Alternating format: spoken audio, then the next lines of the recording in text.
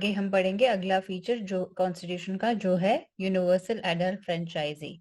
अब Indian constitution ने adopt किया है यूनिवर्सल एडल्ट फ्रेंचाइजी का मॉडल, जिसके बेसिस पे इलेक्शन होंगे लोकसभा के और स्टेट लेजिस्लेटिव असेंबली के। और जितने यूनिवर्सल एडल्ट फ्रेंचाइजी का मतलब क्या है कि जो भी सिटीजन जो 18 ईयर्स से ऊपर है उसके पास राइट टू वोट है, और विदाउट एनी डिस्क्रिमिनेशन, सो बिना किसी डिस्क्रिमिनेशन के of what, of caste, race, religion, sex, literacy, wealth या कोई भी और क्राइटेरिया। तो जो अगर आप 18 ईयर से अबव हो, तो irrespective of what background do you come from, irrespective of what race, religion, education, property, जैसे पहले लिमिटेड फ्रेंचाइजी हमने पढ़ा था कि कैसे लिमिटेड फ्रेंचाइजी दी थी, बट अब after the constitution came into enactment universal adult franchise दी गई, मतलब 18 ईयर्स के above universally irrespective of the criterias आप वोट कर सकते हो to Lok Sabha and to state legislative assembly. जो वोटिंग एज है वो 21 थी पहले, लेकिन ये 61st कॉन्स्टिट्यूशन अमेंडमेंट से 18 ईयर्स तक रिड्यूस की गई। ये बहुत ही एक बड़ा एक्सपेरिमेंट था, introduction of universal adult franchise, considering कि हमारी जो कंट्री है उसका साइज इतना बड़ा है, पॉपुलेशन इतनी ज्यादा है, अनएडुकेटेड पॉपुलेशन भी है, पॉवर्टी इतनी ज्यादा है, सोशल इनइक्वालिटी है और इलिटरेसी भी काफी है। लेकिन यूनिवर्सल एडल्ट फ्रेंचाइजी एक बहुत ही स्ट्रॉन्ग पिलर है किसका, डेमोक्रेसी का, और ये डेमोक्रेसी को स्ट्रेंथन करती है, सेल्फ रिस्पेक्ट बढ़ाती है इंडिविजुअल्स की, बिकॉज अब सब वोट कर पाएंगे तो नेचुरली सेल्फ रिस्पेक्ट बढ़ाती है, प्लस प्रेस्टीज भी बढ़ाती है कॉमन पीपल की। और कौन से पिलर स्ट्रेंथन करती है डेमोक्रेसी के, इक्वालिटी, और इनेबल करती है माइनॉरिटीज को कि माइनॉरिटीज अपने इंटरेस्ट को प्रोटेक्ट कर सके, और वीकर सेक्शंस को भी होप देती है कि वीकर सेक्शंस भी अपना वोट के द्वारा अपनी आवाज आगे रख सके, अपने रिप्रेजेंटेटिव को चूज कर सके। अगला फीचर जो है वो है सिंपल, हमने पहले भी डिस्कस कर दिया है बहुत बारी, सिंगल सिटीजनशिप। तो जैसे हमने देखा हमारे कॉन्स्टिट्यूशन में सिंगल सिटीजनशिप का मॉडल अडॉप्ट किया है। वैसे तो हमने फेडरल पॉलिटी की है, लेकिन हमने फेडरल पॉलिटी में से डुअल सिटीजनशिप का मॉडल अडॉप्ट नहीं किया अपने कॉन्स्टिट्यूशन के लिए। अपने हमने कौन सा मॉडल अडॉप्ट किया है, सिंगल सिटीजनशिप। और सिंगल सिटीजनशिप ही है Indian citizenship. So irrespective of what state do you belong to, you will be a citizen of India. जो बाकी की कंट्रीज है, फॉर एग्जांपल यूएसए, हर यूएसए में हर कोई सिटीजन वो एक यूएसए का सिटीजन ही नहीं है, बट ऑल्सो अपनी स्टेट का भी सिटीजन है। तो हाँ, लेकिन हमने ऐसा नहीं किया। हमने इरिस्पेक्टिव ऑफ कौन सी स्टेट को आप बिलोंग करते हो या रहते हो, आप पूरे कंट्री के सिटीजन हो और आप में कोई भी डिस्क्रिमिनेशन की नहीं जाएगी। तो लेकिन हमने ये भी देखा है कि हमने सिटीजनशिप के राइट्स, तो सिंगल सिटीजनशिप के राइट्स सबको दिए हैं, लेकिन हमने काफी सारे जो प्रोविजंस है, respective of constitutional safeguards, we have witnessed a lot of communal riots. तो ये अच्छी चीज नहीं है। लेकिन हमने जो कॉन्स्टिट्यूशन ने अपने दिया है सिंगल सिटीजनशिप, वो दिया है ताकि एक जो यूनिटी और इंटेग्रिटी, इंडिया का प्रियम्बल में हमने डिक्लेयर किया है यूनिटी, तो सिंगल सिटीजनशिप से एक यूनाइटेड और इंटीग्रेटेड नेशन हो, जो कि आपस में रिस्पेक्ट भी हो सभी इंडिविजुअल्स की। देन फर्दर जो एक इम्पॉर्टेंट फीचर है कॉन्स्टिट्यूशन का वो ये है एग्जिस्टेंस ऑफ इंडिपेंडेंट बॉडीज। तो ये कॉन्स्टिट्यूशनल बॉडीज है। Indian constitution provides for legislative, executive and judicial organs, plus also कुछ इंडिपेंडेंट बॉडीज भी एस्टैब्लिश की गई हैं। ये इंडिपेंडेंट बॉडीज कौन सी हैं, जैसे election commission of India. Election commission of India का काम क्या है, to ensure free and fair elections to the parliament, to state legislatures, और also office of president and office of vice president of India. तो कौन से elections को oversee करती है इलेक्शन कमीशन, जो कि एक इंडिपेंडेंट कॉन्स्टिट्यूशनल बॉडी है, कॉन्स्टिट्यूशनल अमेंडमेंट के, कॉन्स्टिट्यूशन एक्ट के द्वारा जो लागू एस्टैब्लिश की गई है। तो इलेक्शन कमीशन इंश्योर करती है free and fair elections to the parliament, to state legislatures, to the post of president and also to the vice president. Then आगे हमारे कैग, कैग कौन है? कंट्रोलर एंड ऑडिटर जनरल, जिनका काम है to audit the accounts. ये लोग audit करते हैं अकाउंट्स किसके? सेंट्रल एंड स्टेट गवर्नमेंट के। और जो पब्लिक पर्स है, जितना सारा पब्लिक का पैसा है, उसके गार्जियन है, प्रोटेक्ट करते हैं, देखते हैं कि जितना भी सारा पब्लिक पैसा है वो सही ढंग से यूज हो रहा है, इस्तेमाल हो रहा है कि नहीं हो रहा है। ये चेक करते हैं लीगैलिटी और प्रोप्राइटी ऑफ गवर्नमेंट एक्सपेंडिचर की, गवर्नमेंट जितना खर्चा कर रही है उसकी लीगैलिटी क्या है। ये सारा डेप्थ में कौन चेक करता है? ऑडिट करते हैं पूरे अकाउंट्स, गवर्नमेंट के, स्टेट गवर्नमेंट के एंड सेंट्रल गवर्नमेंट के। Then UPSC, union public service commission, आप लोग सब यूपीएससी सिविल सर्विसेज की तैयारी कर रहे हैं, तो यूपीएससी का काम क्या है? कंडक्ट करना examinations for the recruitment to all India services and higher central services. All India services जैसे IAS, IPS, IFS, Indian foreign services, central services जैसे Indian foreign services, central services जैसे इंडियन फॉरेन सर्विस, और all India services जैसे Indian forest service. And to advise the president on disciplinary matters, तो president को ये disciplinary matters में advice भी करती है UPSC. Then state public service commission, हर स्टेट में जिसका काम क्या है? एंड एग्जामिनेशंस कंडक्ट करना for recruitment to state services. And किसको एडवाइस करना? गवर्नर को on matters of disciplinary nature. Disciplinary matters में कौन एडवाइस करते हैं स्टेट को? गवर्नर को, state public service commission. Then constitution ensure करते हैं कि ये जो इंडिपेंडेंट बॉडीज है ये इंडिपेंडेंट ही रहे। तो जैसे कैसे प्रोविजंस हैं कि इनकी जो सैलरीज हैं वो और जो भी एक्सपेंसेस है वो कंसोलिडेटेड फंड ऑफ इंडिया पे चार्ज होंगी। So the expenses are charge on consolidated fund of India, मतलब कि पार्लियामेंट वोट नहीं कर सकती। So it is beyond the jurisdiction of the parliament to vote on matters on consolidated fund of India. और security of tenure provide किया जाता है, fix service conditions हैं। तो ऐसे काफी सारे प्रोविजंस दिए गए हैं जो इंश्योर करते हैं कि इंडिपेंडेंट बॉडीज इंडिपेंडेंटली ही काम करे। अगला जो इम्पोर्टेंट प्रोविजन है, फीचर है कॉन्स्टिट्यूशन का, वो ये है inclusion of emergency provisions. So emergency क्या है पहले तो ये समझिए। इमरजेंसी है कोई भी ग्रेव सर्कमस्टांस, कोई भी जो एक नॉर्मल सर्कमस्टांस से एवर्जन, कोई भी अनफोर्सीन सर्कमस्टांस आ जाए तो उसको हम कहते हैं ग्रेव इमरजेंसी। सो इमरजेंसी प्रोविजंस को इंक्लूड किया गया है कॉन्स्टिट्यूशन में। और क्यों इंक्लूड किया गया है? ताकि कभी ऐसी कोई सिचुएशन आए जो अनफोर्सीन हो तो उस मामले में हमारी यूनिटी, इंटेग्रिटी, सोवरेनिटी और डेमोक्रेटिक पॉलिटिकल सिस्टम को मेंटेन रहे।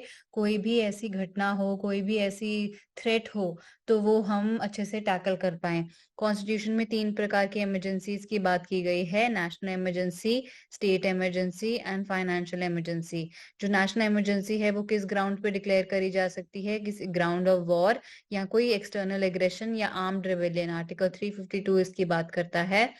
तो अगर कभी भी वॉर हो या एक्सटर्नल एग्रेशन हो या आर्म्ड रिबेलियन हो, अंदर कंट्री के ही अंदर एक आर्म्ड रिबेलियन हो बाय द सिटीजन्स, तो तब भी एक नेशनल इमरजेंसी डिक्लेयर करी जा सकती है। स्टेट इमरजेंसी या इसको ज्यादातर बोलते हैं presidents rule.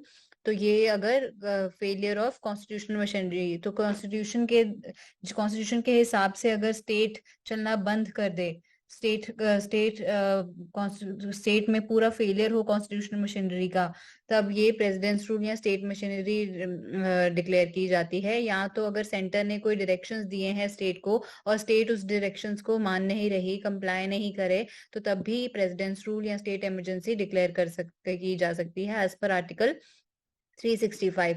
Then financial emergency declare करी जा सकती है अगर कभी फाइनेंशियल स्टेबिलिटी इंडिया की थ्रेटन हो।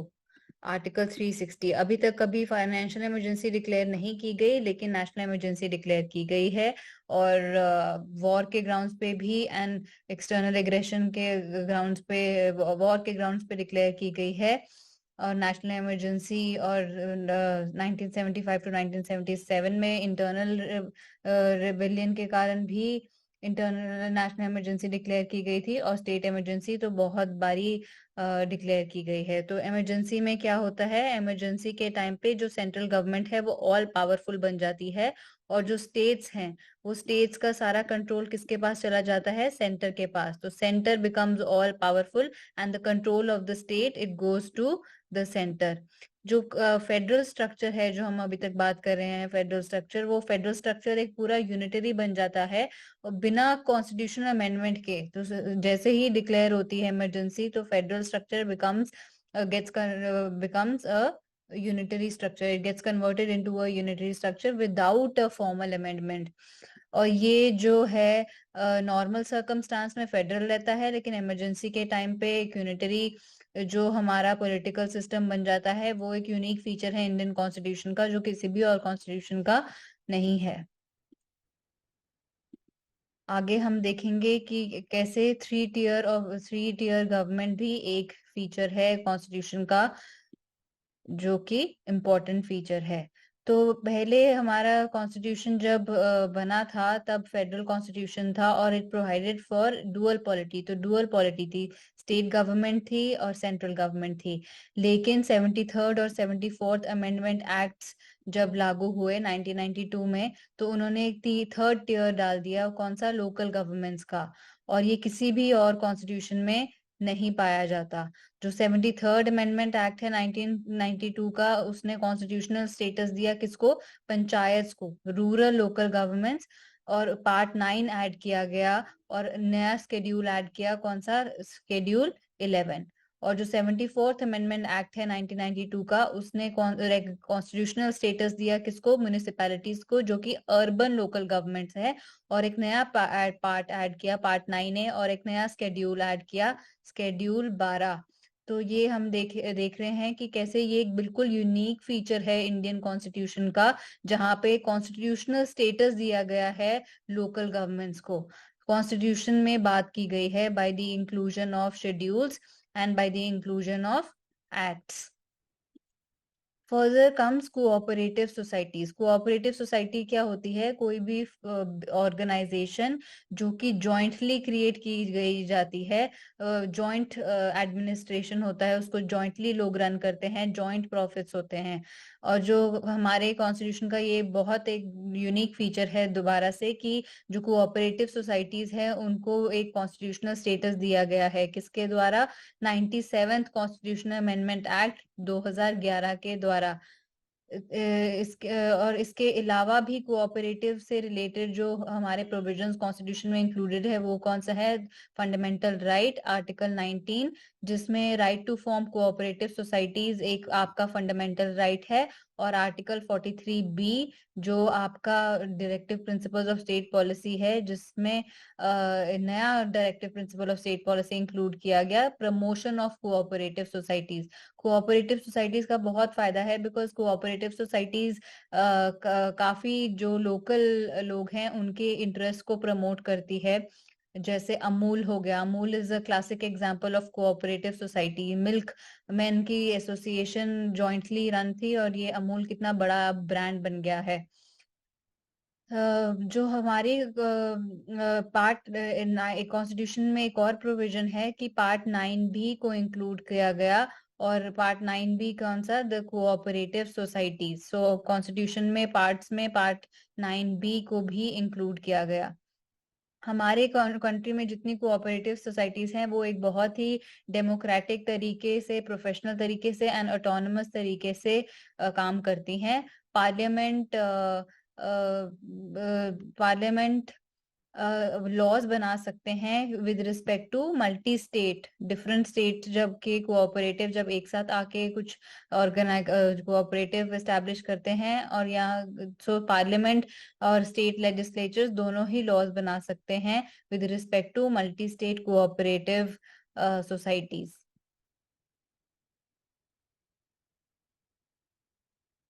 अब हम आगे बात करेंगे शेड्यूल्स की। सो शेड्यूल्स हमने देखा, शेड्यूल्स के पे प्रीलिम्स में क्वेश्चन पूछा भी जा चुका है, काफी बारी पूछ लेते हैं कौन से शेड्यूल में किसकी बात की गई है। 10th शेड्यूल पे क्वेश्चन पूछा गया है, एंटी डिफेक्शन। तो हम एक बारी ये सारे शेड्यूल्स को पढ़ेंगे। सो फर्स्ट शेड्यूल में किसकी बात की गई है? फर्स्ट शेड्यूल में बात की गई है names of the states, states के जो नाम है और स्टेट्स की जो टेरिटोरियल जुरिस्डिक्शन है, तो उसके बारे में बात की गई है फर्स्ट शेड्यूल में। So names of the states and their territorial jurisdiction.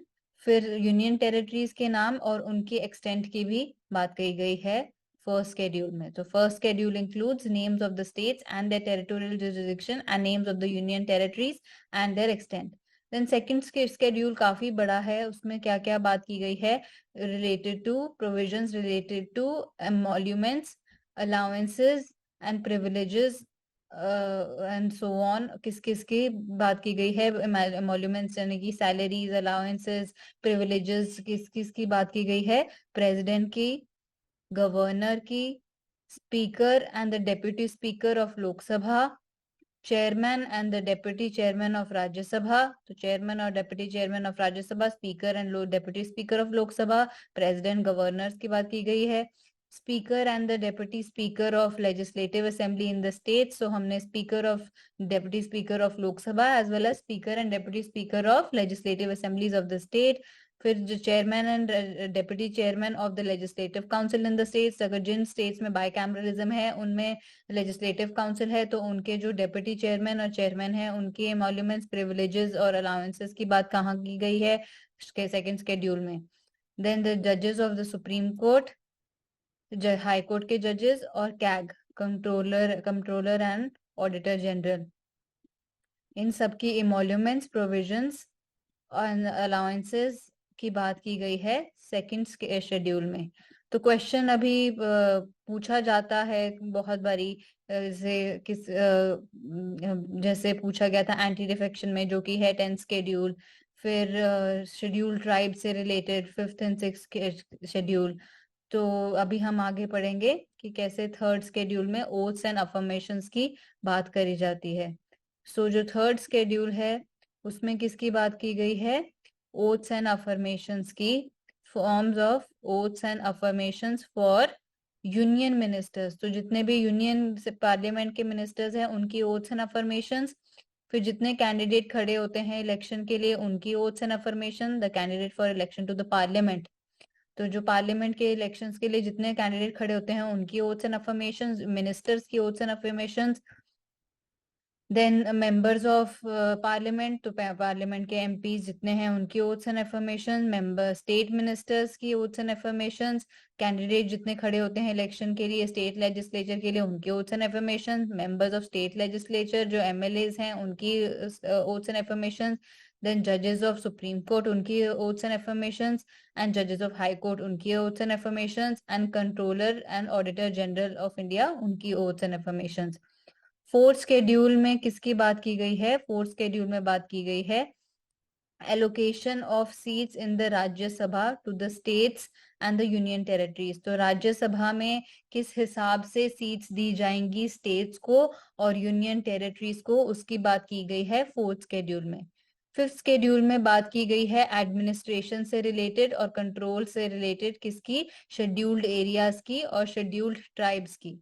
तो शेड्यूल्ड एरियाज और शेड्यूल्ड ट्राइब्स के एडमिनिस्ट्रेशन और उनके कंट्रोल से रिलेटेड बात की गई है फिफ्थ शेड्यूल में।